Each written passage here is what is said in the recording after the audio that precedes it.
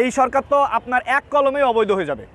ধারা গণ আন্দোলনের মুখে পড়ে যদি সে পদত্যাগ করতে বাধ্য হয়, হ্যাঁ, তাহলে সাংবিধানিকভাবে সেই পরবর্তী প্রধানমন্ত্রী নির্বাচিত হওয়ার আগ পর্যন্ত সেই প্রধানমন্ত্রী থাকবে। আবার সংসদ কর্তৃক যদি অপসারিত হয়, যদি অনাস্থা দেয় পার্লামেন্ট মেম্বাররা, তাহলেও পরবর্তী নির্বাচন পর্যন্ত সেই সাবেক যিনি প্রধানমন্ত্রী আছেন শেখ হাসিনা, সেই পরবর্তী নির্বাচন প্রধানমন্ত্রী নির্বাচিত হওয়ার আগ পর্যন্ত সেই রাষ্ট্র পরিচালনার দায়িত্বে থাকবেন। এটা হচ্ছে উনি যে সংশোধনী আনছিল 11 সেটার মধ্যে ছিল, তাই না? এখন যেটার মধ্যে ছিল বর্তমান সংবিধান তো তাই বলে। এখন আপনার এই জনপ্রতিনিধি ছাড়া আপনার সংসদের একটা বড় অংশের পার্লামেন্ট মেম্বারদের ছাড়া আপনি তো সংবিধান পরিবর্তন করতে পারবেন না। এই সরকার তো আপনার এক কলমেই অবৈধ হয়ে যাবে। আচ্ছা, এখন সরকার তো পালিয়ে গেছে, সেই ক্ষেত্রে কি দেশে কোনো সরকার এখন দেখেন কোনো জনপ্রতিনিধি যদি তার কোনো নিজের প্রাণের নিরাপত্তা যদি না থাকে, সে ওই সিচুয়েশন যদি তার জন্য পক্ষে না থাকে, তখন সে পালিয়ে গেলে সে যদি আবার ফিরে এসে যদি বলে যে আমি সাংবিধানিকভাবে আমি ক্ষমতায় আছি, আমি পদত্যাগ করলেও সংবিধান আমাকেই ক্ষমতায় রাখে, তাহলে আপনি কি করবেন? আদালত কি করবে?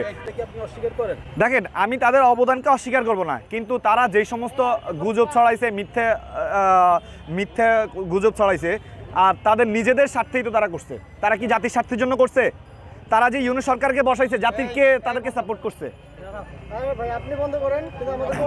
জাতির স্বার্থে কে কে তারা কাজ করছে? সমন্বয়ক এরা সেই সমন্বয়ক যারা কিনা সরকারে যখন তাদেরকে ডিবি অফিসে নিছে, তারা ভয়ে হোক যে কোনোভাবে হোক, তারা তখন কি বলেছে? তারা বলেছে যে হ্যাঁ, আমরা আন্দোলন প্রত্যাহার করে নিলাম, আপনারা যে যার মতো এই মেরুদণ্ডের যদি নেতা হয় এরাই তো, এরা 6 জন যে আপনি পরবর্তীতে দেখেছেন যে ডিবি কার্যালয়ে তারা অস্ত্রের মুখে নেতাতে এমন হওয়া উচিত যে অস্ত্রের মুখেও দেশে তার যদি মনে হয় যে সমন্বয়কারীরা যদি সত্যিকারের আন্দোলন করে জীবন দিবে, তাদের প্রত্যাহার কেন, তারা কেন অস্ত্রের মুখে তারা করবে? আর এরাই যদি দেশের নেতা হয়। আর আজকে আপনি ছাত্র সমাজের মধ্যে কি সমস্যা নাই?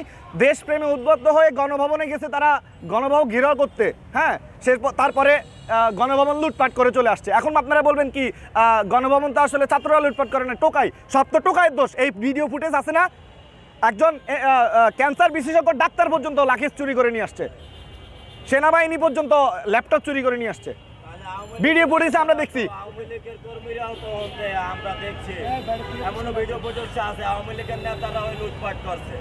দেখেন, যদি করে, আমার তো কথা হচ্ছে যেহেতু এগুলো ভিডিও ফুটেজ আছে, আপনারা প্রমাণ করেন কারা কারা দোষী। আমার কারোর বিরুদ্ধে বা কারোর পক্ষে